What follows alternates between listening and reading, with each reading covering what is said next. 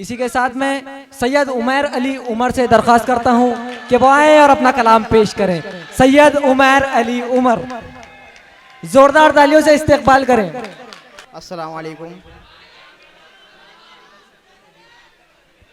तवज्जो चाहूँगा नौजवानों की।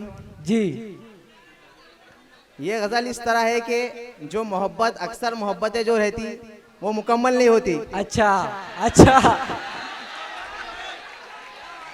मोहब्बत जो है अधूरी रह जाती। हाँ उसी पर एक गज़ल है, समाज फरमाए। जी।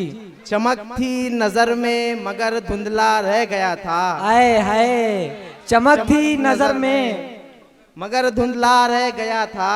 हाँ। मोहब्बत का सूरज अधूरा रह गया था। आए हाय, आए हाय हाय, वाह वाह वाह वाह वाह। तेरी क्या याद दिल से जुदा तो ना थी। अच्छा, तेरी याद दिल से जुदा तो ना थी, बस इज़हार करना जरा सा रह गया था। आए हाय हाय हाय, वाह वाह वाह वाह। नजर में जो था जुबा पर ना आया। नजर में जो था जुबा पर ना आया, जो कहना था दिल ने वो रह गया था। आए हाय, आए हाय। तेरा बहुत अच्छी। अक्स हर सिम दिखता रहा पर। अच्छा, तेरा अक्स हर सिम दिखता रहा पर तू खुद एक साया बना रह गया था। मोहब्बत के मौसम गुजर तो गए थे।